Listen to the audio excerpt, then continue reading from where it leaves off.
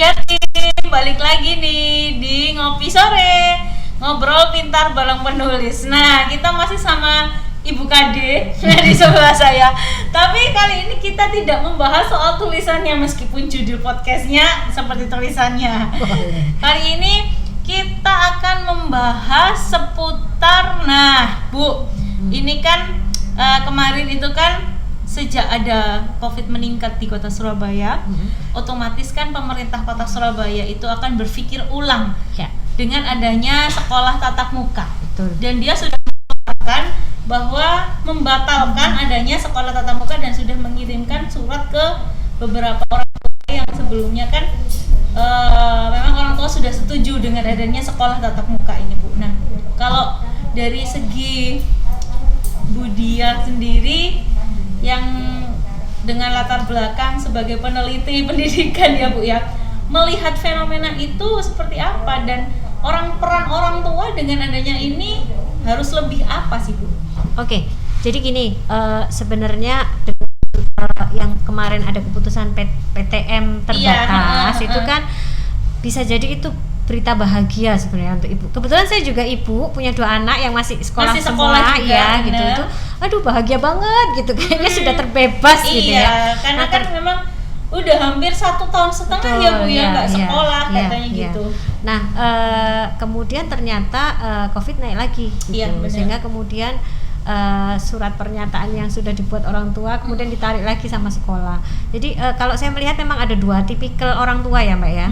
Orang tua yang sudah sangat update dengan perkembangan COVID dan dampaknya itu justru sebenarnya menyambut gembira dengan di-cancelnya sekolah terbatas itu gitu. Karena sebenarnya mereka pun ketika diminta untuk menandatangani pernyataan itu kan ada poin-poinnya yang kadang-kadang ketika dibaca misalnya begini, apabila anak ini terpapar COVID tidak boleh menyalahkan pihak sekolah. Ini kan sangar banget ya. Ada poin-poin karena begitu. Karena itu memang poin pada saat itu penting sekali kan Bu. Karena memang memang sebagai orang tua juga selama ini kepingin lah anaknya tuh kembali ke sekolah supaya karena itu tidak terlalu lama daring. Karena kan memang daring itu kan ada plus minusnya ya Bu ya. Nah kayak gitu. Nah tipikal yang pertama itu tadi ya Mbak ya. Jadi ada orang tua yang memang dia sangat protektif terhadap anak ini dari sisi kesehatan juga terutama, sehingga mau ada PTM terbatas atau enggak mereka melihat situasi begini kayaknya anak saya tetap aja lah di rumah gitu. Saya bersedia menjadi guru pendamping lah gitu ya. Nah tapi juga ada orang tua yang tidak siap Mbak, tidak siap itu dengan ya itu tadilah ya, mereka karena memang kita juga tidak menyalahkan orang tuanya, mereka harus kerja. Kebayang dulu misalnya anak full day ya, taruh aja di sekolah, sore dijemput beres gitu ya. Nah sekarang gimana gitu kan? Sementara di tempat penitipan anak juga sudah tidak memungkinkan, karena tempat penitipan anak beberapa sudah menutup akses ya, karena dikhawatirkan ada klaster lah di situ ya. Itu sehingga dilema ya buat orang tua yang bekerja terutama ya. Sehingga kemudian ya mereka sedih juga ya ketika harus di-cancel gitu. Nah, yang harus dilakukan sebenarnya apa? Nah, sebenarnya gini ya. Kalau kita mengkaji kembali sebenarnya pendidikan sekolah, kita sekolah tuh berapa jam sih gitu? Paling ya 12 kalau yang normal ya, kalau yang normal mungkin jam 7 sampai jam 12.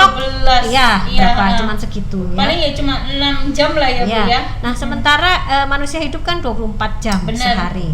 Nah, ini dikembalikan lagi ya kepada orang tua ya, bahwa sebenarnya kunci pendidikan itu yang kunci utama itu sebenarnya kembalinya adalah orang tua atau keluarga gitu ya.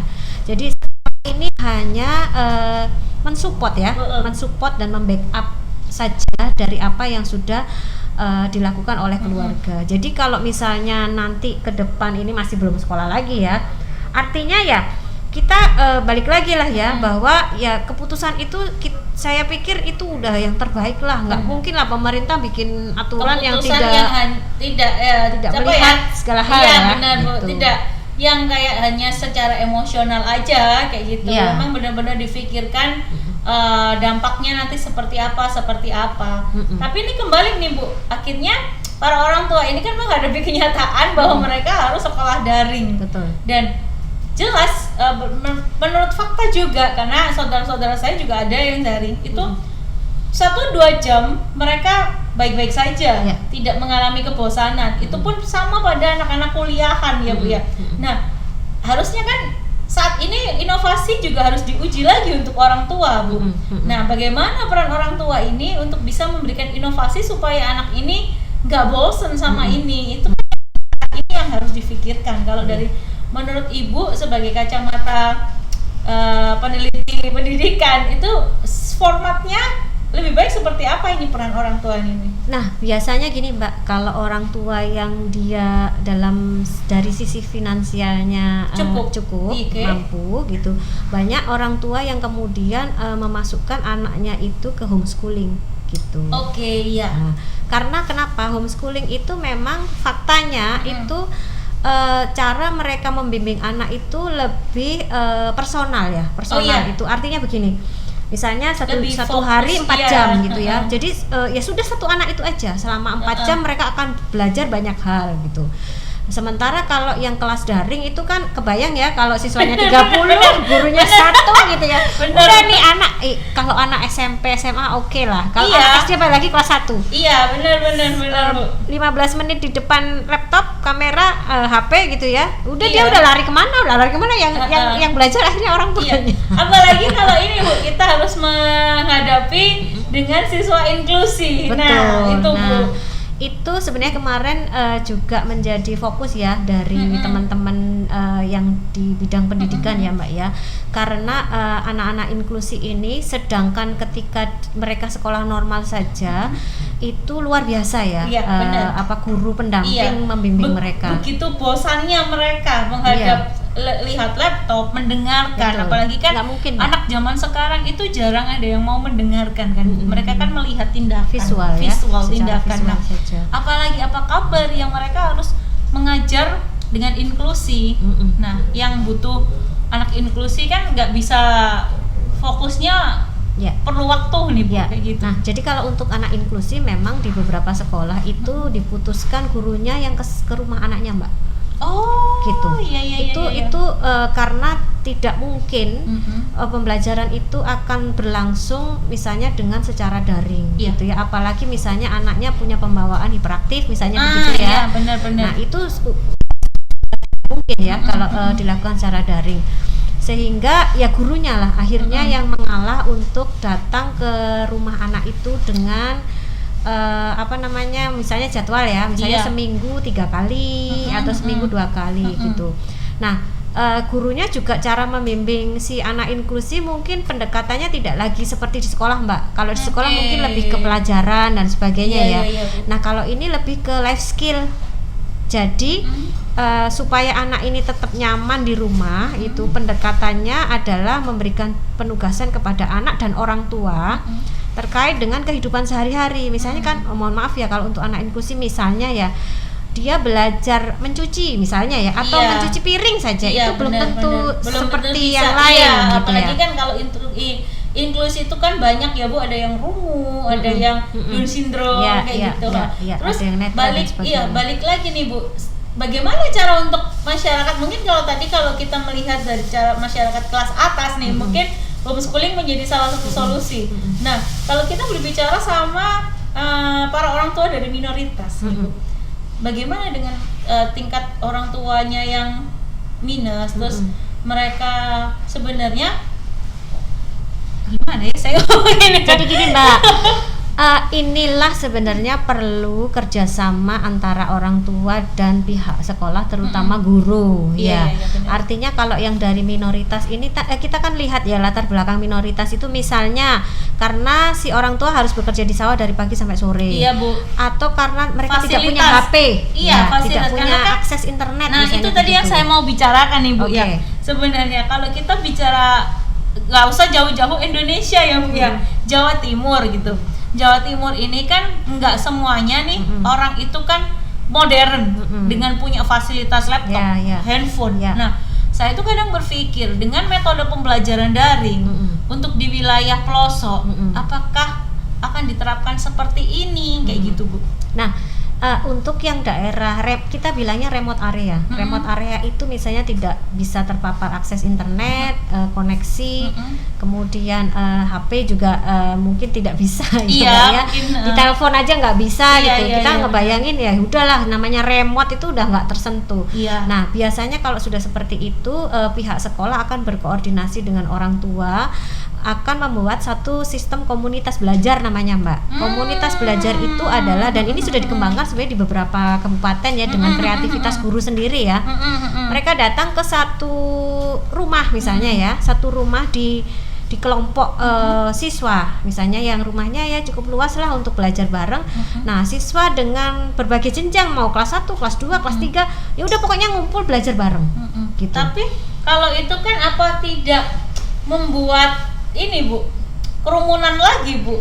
Nah, dilema Mbak, karena kalau tidak ya tetap saja mereka tidak akan belajar gitu. Iya, karena saya beberapa kali nih Bu ya ke beberapa daerah kayak ada di Banyuwangi, di Madura itu mereka tetap bersekolah seperti seolah-olah nggak ada. Karena mungkin daerah Madura Mbak, Madura masih makanya, sekolah seperti saya biasa. kaget juga, saya ke daerah Banyuwangi ya mungkin nih memang kan daerah Banyuwangi kan nggak semuanya itu kan bad sinyal, bagus sinyal, terus nggak semua fasilitasnya juga seperti itu kayak gitu. Apakah nanti ini akan mempengaruhi pembelajaran mereka juga? Apa nanti ada pembedaan kayak anak kota ini kayak gini, anak desa kayak gini gitu Bu? Kalau kita bicara kualitas jelas ya, karena yang bisa bertemu gurunya setiap hari secara daring jelas akan berbeda dengan ketika yang ketemu gurunya cuma 2 hari misalnya, karena gurunya harus datang ke satu titik tadi saya bilang ya, ke satu titik rumah warga, terus kemudian ada komunitas belajar di situ gitu. Itu kan juga gurunya juga nggak mungkin tiap hari Mbak gitu, karena benar. Ada kayak misalnya yang di Madura itu Mbak, gurunya itu PP 50 kilo Mbak.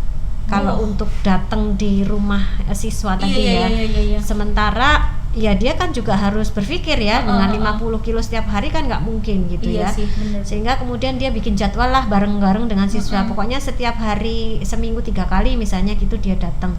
Nah, kemudian si guru tadi akan memberikan penugasan yang panjang. Jadi kalau yang daring besoknya ketemu, besok dikumpulin ya, besok dikumpulin gitu ya. Kalau ini enggak, jadi mungkin tugasnya misalnya meneliti tentang daun gitu ya. Coba kamu jadi lebih ke komunitas ya, lebih ke komunitas, artinya siswa diberikan penugasan misalnya dia melihat lingkungannya, meneliti bentuk daun, kemudian warna daun itu apa aja, kemudian bentuknya seperti apa dan sebagainya. Itu yang mereka akan mendapat penugasan itu selama beberapa hari Mbak. Sehingga siswa itu tetap akan ada kesibukan di hari-hari yang gurunya tidak bisa ke situ gitu. Dan bentuk penugasannya pun macam-macam. Jadi misalnya dari sisi bahasa Indonesia, siswa diminta untuk membuat puisi tentang daun misalnya. Kemudian dari sisi sains dia diminta untuk mengamati bentuk daun misalnya begitu. Kalau dari sisi lingkungan mungkin dia diminta untuk melihat daun ini bisa tumbuh di mana sih, kalau airnya bersih bagaimana, kalau airnya kotor bagaimana, misalnya kayak gitu. Nah, itu yang akan dilakukan oleh guru untuk misalnya tugas hari Senin, tugas hari Selasa, hari Rabu, nanti Kamis ketemu saya dikumpulin ya semuanya. Gitu. Sehingga sebenarnya mereka tetap belajar sih tiap hari, cuman memang tidak dibimbing langsung oleh gurunya. Iya, sebenarnya kalau menurut sudut pandang Ibu sendiri dengan adanya sekolah tidak tatap muka ini, impactnya kepada anak-anak seperti apa? Kalau saya nih Bu ya, karena saya belum punya anak juga sih, cuma saya sebagai cara pandang saya pernah menjadi siswa nih Bu.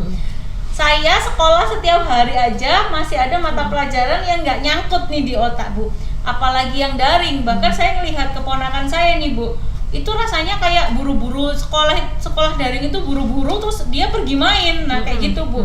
Nah, untuk mengantisipasi hal-hal yang seperti itu peran orang tua seperti apa sih yang dibutuhkan? Sebenarnya ini sudah ada penelitian secara internasional yang namanya learning loss. Jadi kehilangan masa belajar dan prediksi dari internasional itu kalau nggak salah dari UNICEF ya, bahwa kemampuan anak yang hari ini nih, Iya, iya. yang hari Gen ini Z, semuanya Gen Z. daring Iya, ini, heeh.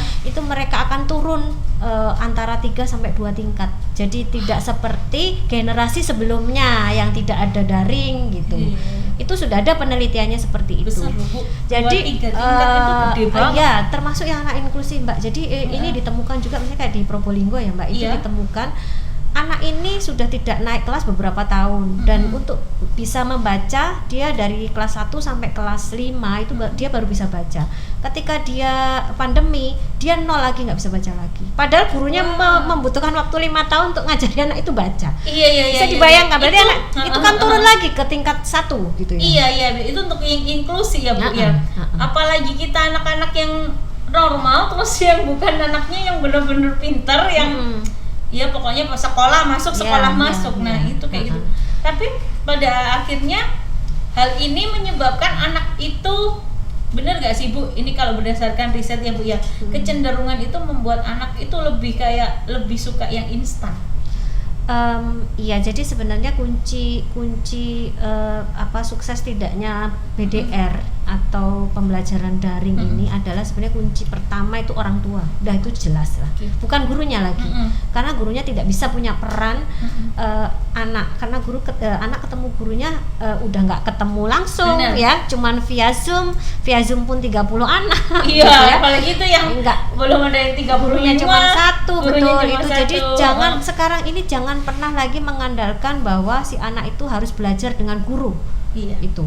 Sehingga kemudian kembalinya lagi ya memang ke orang tua ya, ke orang tua.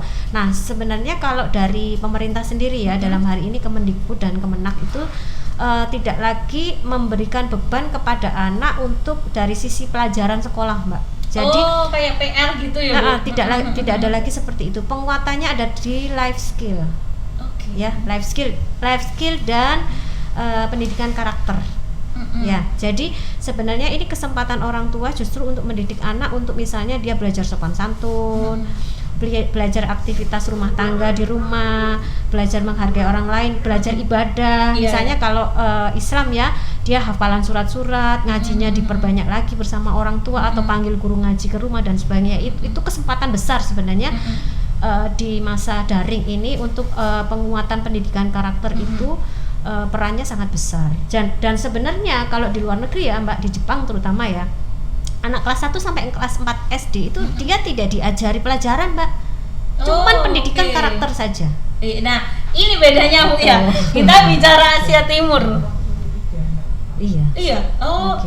Ini kalau kita bicara di Asia Timur ya Bu ya. Iya. Itu oke lah, mereka dengan karakter orang tua yang cukup strength. Kalau di Asia Timur kan orang tuanya, kalau dia masih umur 0 sampai umur 17 tahun, ini kan orang tuanya bener-bener nge-strength mereka yang gini, diktator lah istilahnya. Nah, itu kan karakternya sangat berbeda sekali dengan kita warga Asia Tenggara, Bu. Nah, itu nanti bisa nggak sih jadi patokan untuk warga ya ini Indonesia yang bisa mencontoh di sana? Indonesia ini dipaksa oleh Tuhan untuk merubah habit Mbak. Sebenarnya Bu, betul. Bener. Karena mungkin selama ini Tuhan udah melihat, aduh kamu tuh udah terlalu sibuk deh di rumah, di luar, sehingga anakmu tuh diurus sama RT misalnya kayak gitu, atau diurus sama guru les, sehingga kamu nggak ngerti, nggak peduli sama sekali dengan anakmu gitu. Nah sekarang ini sebenarnya orang tua itu seperti dibukakan mata secara paksa ya oleh yang maha kuasa gitu. Dan termasuk saya sendiri, saya sekarang juga baru tahu ketika daring ini bahwa oh ternyata anak saya itu suka gambar. Dan misalnya kayak anak saya yang TK 0 besar ya, itu kemampuan gambarnya itu udah levelnya dia bisa bikin gedung tinggi-tinggi dan saya baru loh ternyata bisa gitu. Karena itu yang kemudian orang tua nih. Jadi artinya berarti sebenarnya orang tua sudah harus mulai itu tadi ya, menguatkan bakat dan minat anak, kemudian pendidikan karakter, karena pendidikan karakter itu kunci Mbak. Kenapa di Jepang itu pendidikannya cukup bagus ya, di Finland juga cukup bagus ya, karena mereka mengedepankan pendidikan karakter gitu, sopan santun, bener. Rasa kasih sayang, kebersamaan dengan teman dan sebagainya itu jadi poin nomor 1.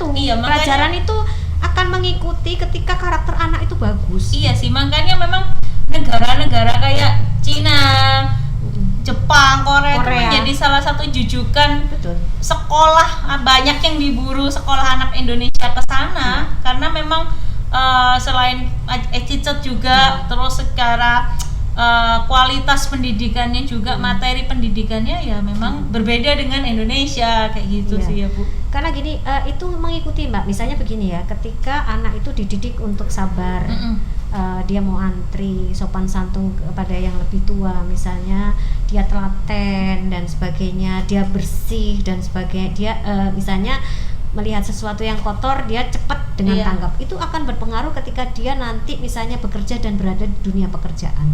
Dia tidak akan mau menunda pekerjaan. Dia akan menyelesaikan pekerjaan dengan cepat. Dia akan bersikap sopan kepada orang lain. Itu pengaruh sekali nanti ketika si anak ini sudah tumbuh besar dan masuk dalam dunia yang sebenarnya. Iya benar-benar. Dan kayaknya rata-rata tidak mengeluh karena saya melihat beberapa generasi Gen Z ini Bu ya, ketika dia sudah mulai masuk ke dunia pekerjaan yang jelas di depan mata, mereka itu maunya yang kayak instan, gampang. Terus dia generasi rebahan. Iya, generasi rebahan. Terus yang maunya dia itu model dapat uang. Iya. Ini loh Bu, amati, tiru, modifikasi ATM. Nah, dia itu cenderung kayak melihat ini, terus akhirnya dia memodifikasi, tapi dia maunya nggak mau yang dari nol, nggak mau ribet. Nah itu kayak gitu ya, jadi rasa empatinya juga kurang kayak gitu. Rasa kerja keras dan perjuangannya nggak ada gitu. Iya benar. Jadi nikmatin hasilnya ya udah gitu ya. Jadi dia merasa bahwa apa yang dia lakukan sampai sukses seperti itu tidak dengan usaha dan kerja keras. Iya karena dia, saya gitu. juga pernah sekali ini Bu ngajar anak-anak jurnalistik gitu. Itu mereka mikirnya kayak gini, ngapain orang tuaku loh bisa mencukupi, ngapain aku harus susah-susah susah-susah kayak yang lain dari nol lah. Pikirannya tuh sudah seperti itu kayak gitu. Itu yang memang orang tua harus benar-benar tergantung cara mendidik orang tua juga itu ya. Iya, jadi ya itu tadi ya, kembali bahwa sebenarnya ambil saja sisi positifnya karena kondisi di luar juga sudah nggak memungkinkan, sehingga kita sebagai orang tua ya apa yang bisa kita lakukan untuk anak kita. Kalau misalnya kita nggak bisa bimbing anak kita untuk dari sisi pelajaran, misalnya dari sisi sains dan sebagainya, ya bimbinglah mereka untuk menjadi generasi yang berakhlak dan berkarakter. Itu satu pesan Bu. Nah ini terakhir nih untuk para orang tua, kan kita nggak ngerti nih sekolah daring itu sampai kapan. Ada nggak sih pesan untuk orang tua yang dia memang benar-benar harus men-safety anaknya, apalagi di dalam kondisi pandemi seperti ini? Ya, jadi kan pada akhirnya nanti mungkin ke depan kita harus berteman dengan COVID. Artinya dalam segala aktivitas itu, kalau prediksinya nanti di dunia itu tidak ada orang yang tidak akan kena COVID, begitu ya prediksinya? Iya, prediksinya kayak gitu. Semua kan akan kita kena, bertarung ini ibaratnya. hanya dari sisi imun ya mungkin ya. Yang pertama prokes tetap ya Mbak ya, prokes tetap karena dari uji coba masuk sekolah, ada yang beberapa sudah masuk sekolah itu kemudian ditutup lagi karena ada yang positif. Itu bukan dari sekolahnya, justru dari lingkungan keluarganya gitu. Karena dia merasa anakku sudah sekolah, berarti aku nggak perlu lagi maskeran atau cuci tangan dan sebagainya gitu. Jadi tetap kunci kontrol kesehatan itu kembalinya sebenarnya di keluarga Mbak. Gitu. Sakit tidaknya anak-anak kita itu ya baliknya ke orang tua sebenarnya gitu. Misalnya membiasakan mereka cuci tangan, pakai masker yang simpel aja gitu. Apalagi anak-anak ya, anak saya itu paling susah ya, sehingga kemudian saya mikir gimana ya caranya supaya dia tetap maskeran.